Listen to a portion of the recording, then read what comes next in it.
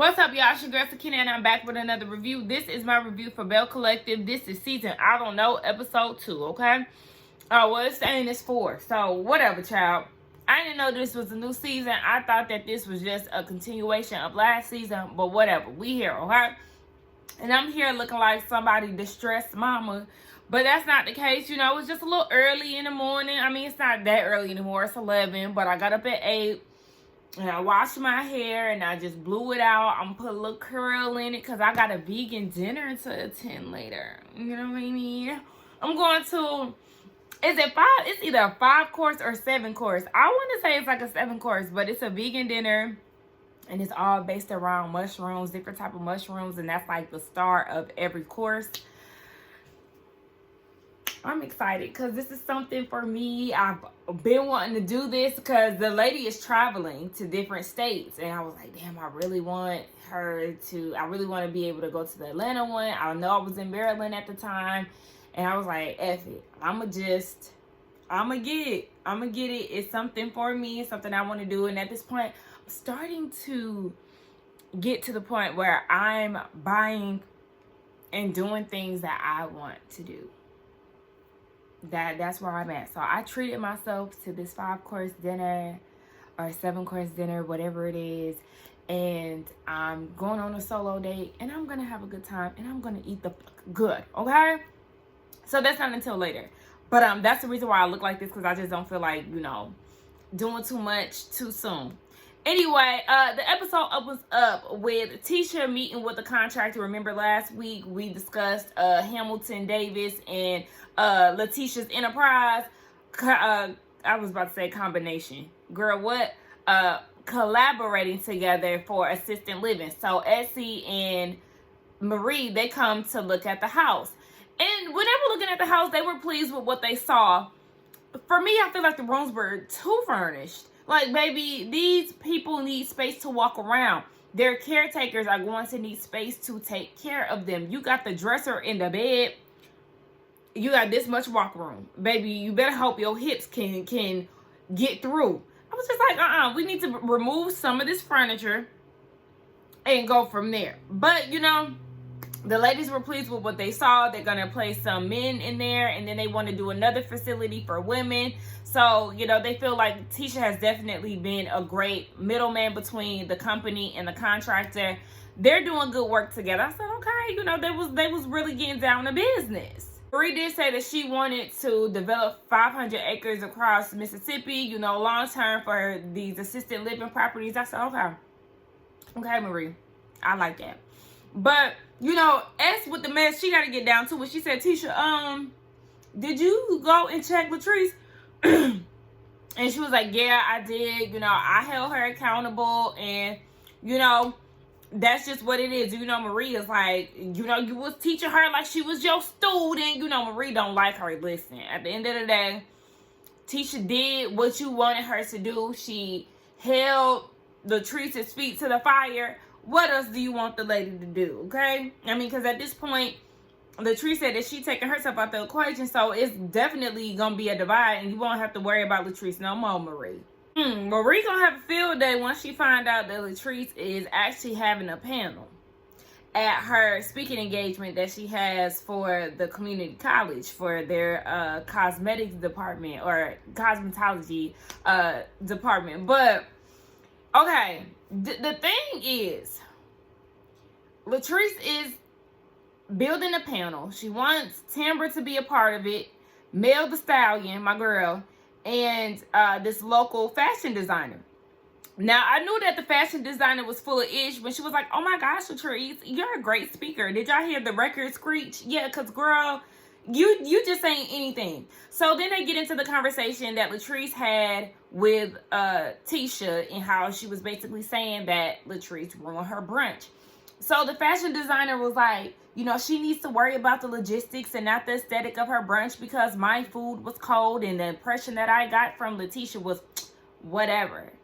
And that Latrice was basically the star of the panel, the one to remember. But I'm like, I think that the panel was a very good panel. You had, 5 women, and 2 out of the 5 had you know, some bumps in the road, ruffled a few feathers. You know, Latrice said what she said about a 9 to 5. And the other lady said something about there not being a particular house at a certain price point in Mississippi. And so Gucci, the realtor, had to debunk that. So it's like, I do feel like the brunch, from what we seen on TV, it seemed like the brunch was the best that we've seen since the Belle Collective aired on TV. I feel like this group of women were more yes men. I don't know if I was the only one that felt that way, but just watching it, that's what makes me feel uneasy when I watch a group of people or when I'm around a certain group of people. Because I know for me, if that was my friend and we had this conversation, yes, I would defend my friend if I felt like she did something right. But at the same time, I am going to hold her accountable and be like, you know, yeah, you know, I could see how some people could be, you know, offended by the 9 to 5 thing. I just feel like you should have worded it different. You know, but it was just like, everybody was like, oh, nah, Tisha did what, da-da-da. But in all reality, Latrice's hands aren't 100% clean in this, because you did do an interview and say that you were not these girls' friends. So you can't act surprised when she checks you or, you know, addresses you about certain things. Like I said, yes, if Tisha knew in her heart of hearts where her and Latrice's relationship was, I wouldn't even sweat that. I would address it, but to, you know, go into the conversation with, you know, some pressure, I wouldn't do that. I would quit, girl, what is this? So we're not friends now, you know what I'm saying? And let her explain herself. And if she said something that wasn't true and it went left, okay, then it is what it is. But I don't know, just watching these ladies rally around Latrice and you know, try to badmouth Tisha's brunch, I just felt like that was yes man behavior, and it just didn't need to go that route. You don't need to bash somebody in order to uplift somebody else. And I'm not trying to sit here and act like I'm a saint and I don't talk shit about people, because yeah, you know, I like to spill a little tea. I like to get the tea, whatever the case may be. But there's just certain instances where stuff just don't sit right with me. And just watching this, I was just kind of like, okay. So then Latrice tells Tambra that whole situation between her and Akeisha last year, and how Tambra said she didn't want Akeisha to be a part of the group chat and all of this, that was actually Tisha's doing. Tisha was the one who didn't want to be affiliated with Akeisha. And so she called Latrice like, hey, we about to run this play along with it. The whole thing is, I don't want to be affiliated with Akeisha, but we gonna blame it on Tambra and say that Tambra was the one who didn't want her to be a part of the collective, and we leaving her out of the group chat. What? And Latrice is trying to act like, you know, that's just something that was really weighing on me. And, you know, I shouldn't have went along with it. But at the end of the day, you know, my loyalty was to Tisha.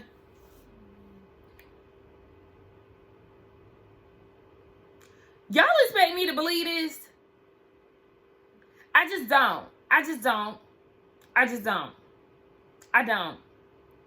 I'm not saying that Tisha is the same, but I don't believe this. Now, don't get me wrong.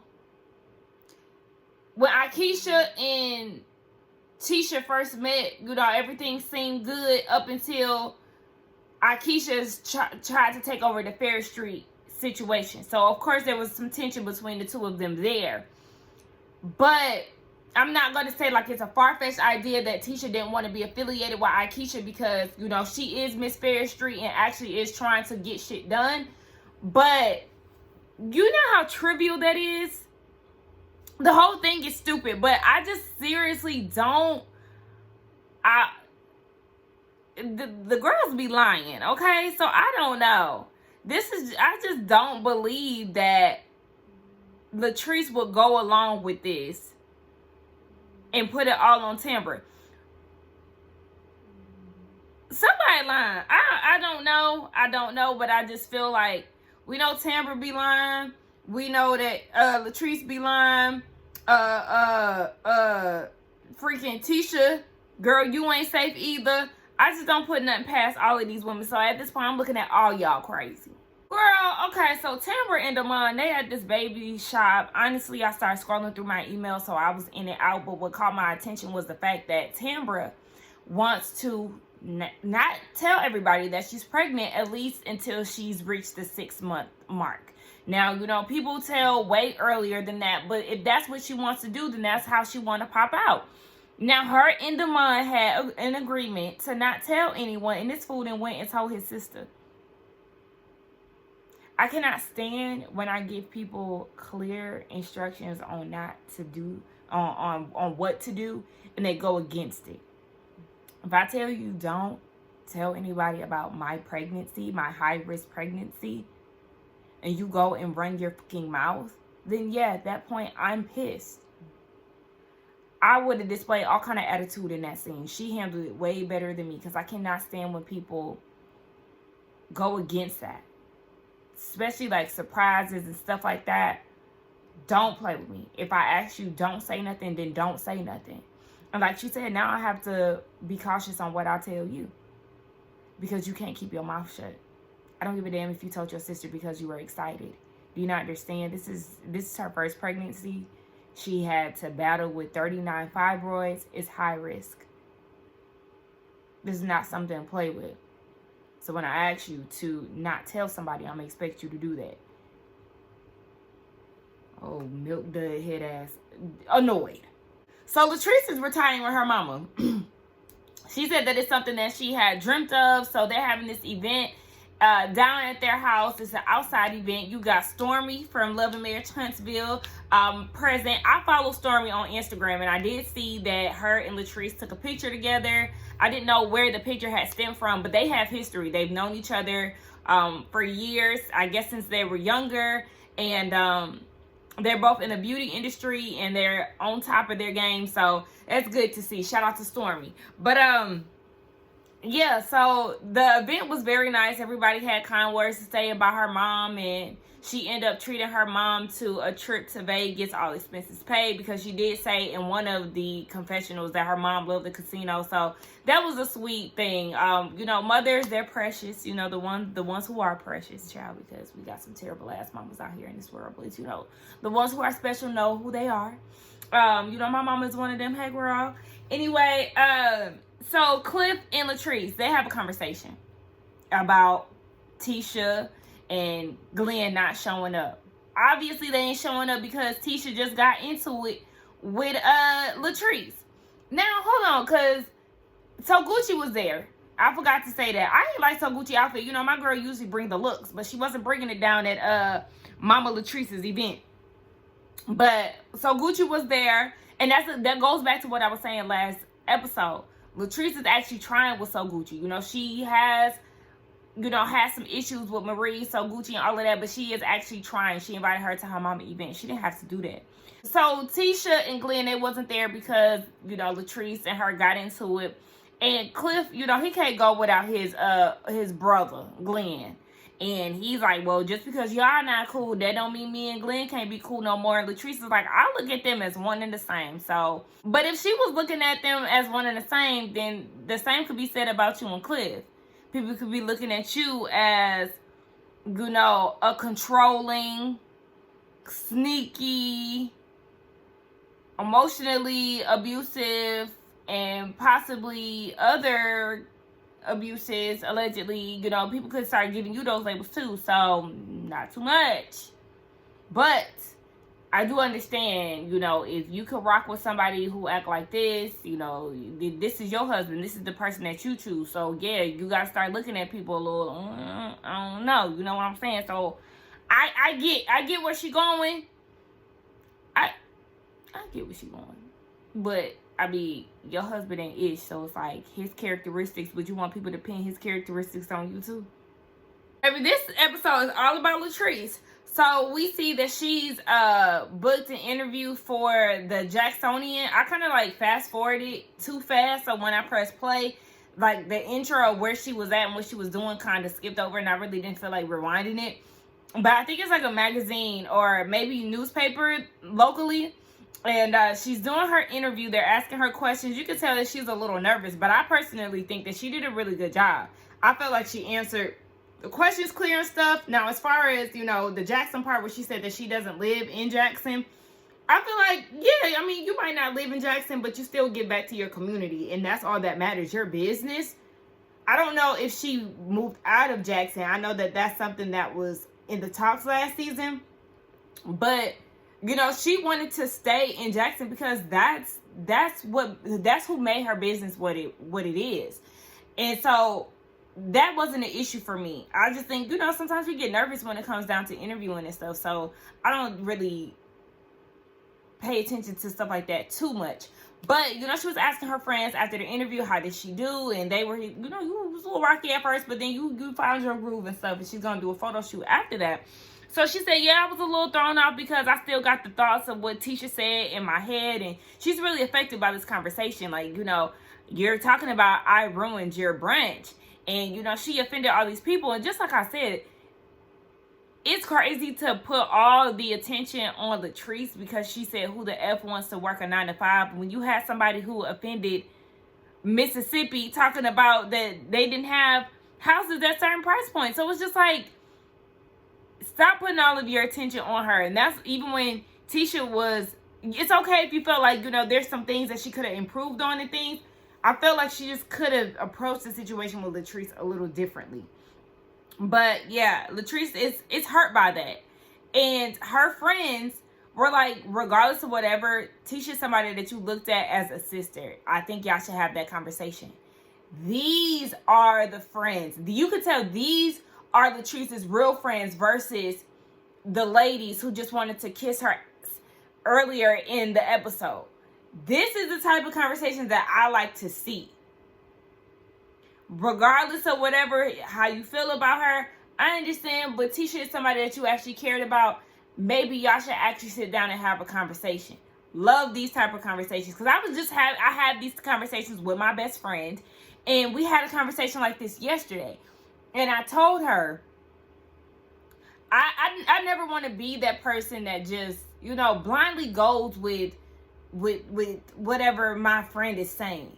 And even with certain people, you ever listen, because I told her, I said, you ever listen to people have conversations or tell you something about somebody else and, you know, it makes you wonder, well, what did you do? Because, of course, somebody's going to tell the story to make them be the victim, but I'm sure you did something too. So tell me what you did. Because when I hear people always tell a story about, oh, this person did this to me, this person did that, they da-da-da-da, sometimes I be like, you probably lying. Like, just so you can look like the victim or just so you can look like the good person. You know what I'm saying? So it's just like, I like friends who hold you accountable, and I like people who are telling stories and also tell what they did wrong. And I'm not saying that that's what Tisha did. I mean, Latrice did. I'm just saying these are the type of conversations that I like to have. Because Latrice sat there and lied and said that she wasn't drinking. Girl, we seen you with the Remy backstage, and then, yeah, you was throwing back champagne. So, girl, come on. You talking about something you wasn't drinking. Yes, you was. But I do feel like her and Tisha definitely need to have a conversation because Latrice is visibly hurt. So, Gucci and JJ. Now, Gucci going back and forth with JJ mama. She mad because the percolator, she ain't got her coffee. Gucci ain't make it. But I told y'all, I do not like the overbearing mother storylines on these reality shows. Count me out, baby. Count me out, because I ain't entertaining it. So Gucci mad. She want the mama out. Mama start trying to rip the plastic off the couch. I mean, off the rug and all this extra stuff. So Gucci was like, she gotta go. You done brought her in here, so you gotta fix it. So the mama come back out and was like, JJ, you ain't gotta kick me out. I'll just go myself. And he like, I don't want you to leave this way. Baby, send her ass home, because her and that voice, bye. Tisha, Glendale, Cliff, and Latrice, they go on a double date. The men that ambushed the women with this double date, they orchestrated all of this and surprised the women. Of course, neither one of them are happy that this is happening. I was cracking up when Tisha said, well, they were talking about insecurities and how, you know, their friendship came about. Glenn and Cliff's friendship came about due to their insecurities in their relationship. So, yes, they're like letting each other manipulate situations and feeding each other bullshit in their head and bringing it back to their wives, just causing further chaos in their marriage and all of that. I was cracking up when Tisha said she tired of this weak ass bromance in her confessional, because that's exactly what it is. It's weak as fuck, because both of y'all is weak as hell. But yeah, it's just like, what are we doing here? So they leave us on a cliffhanger where the ladies get into how they feel about the brunch and the last conversation that they had and all of that. So we'll see that play out next week along with Tisha in this damn week's book that she done wrote. Okay, I'm just gonna be honest. Anyway, let's get down in the comments and talk. Don't forget to like, comment, and subscribe to my channel, and I will see y'all in the next one. Bye.